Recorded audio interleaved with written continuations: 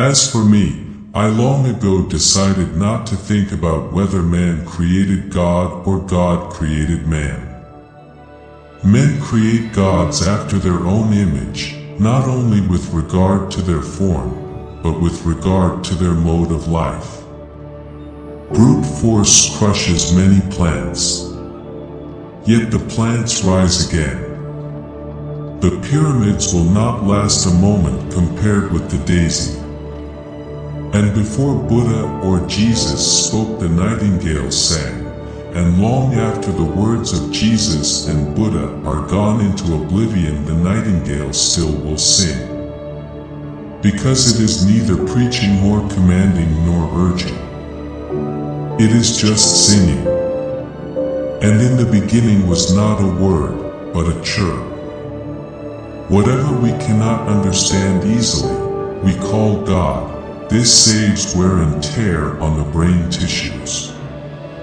Heresy is another word for freedom of thought. I cannot believe in a God who wants to be praised all the time. All thinking men are atheists. I contend that we are both atheists. I just believe in one less God than you do. When you understand why you dismiss all the other possible gods, you will understand why I dismiss yours. Religion is excellent stuff for keeping common people quiet. Religion is what keeps the poor from murdering the rich.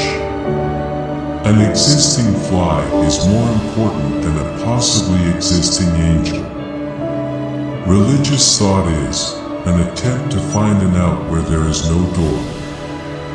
Men will wrangle for religion, write for it, fight for it, die for it, anything but live for it. It does me no injury for my neighbor to say there are 20 gods or no God. It neither picks my pocket nor breaks my leg. The fact that a believer is happier than a skeptic is no more to the point than the fact that a drunken man is happier than a sober one. The happiness of credulity is a cheap and dangerous quality of happiness and by no means a necessity of life. You can't convince a believer of anything, for their belief is not based on evidence, it's based on a deep-seated need to believe.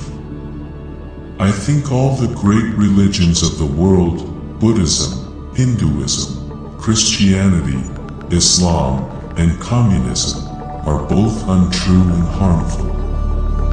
It is evident as a matter of logic that, since they disagree, not more than one of them can be true.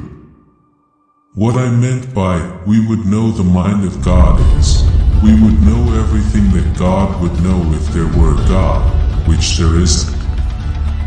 I'm an atheist. All religions promise a reward for excellences of the will or heart, but none for excellences of the head or understanding. Science has done more for the development of Western civilization in 100 years than Christianity did in 1800 years. You believe in a book that has talking animals, wizards, witches, demons, sticks turning into snakes, fruit falling from the sky, people walking on water, and all sorts of magical, absurd, and primitive stories, and you say that we are the ones that need help. Religion is regarded by the common people as true, by the wise as false, and by rulers as useful. Nothing is so firmly believed as that which least is known. If ignorance of nature gave birth to gods, knowledge of nature is made for their destruction. Fear prophets, also, and those prepared to die for the truth, for as a rule they make many others die with them, often before them, at times instead of them. What time has been wasted during man's destiny in the struggle to decide what man's next world will be like? The keener the effort to find out, the less he knew about the present one he lived in. Faith, I am no such fool, everyone for himself in this desert of selfishness which is called life. Religion is the opium of the masses. Any religion is an illusion to others. Is man merely a mistake of God's? Or God merely a mistake of man? One can't prove that God doesn't exist, but science makes God unnecessary.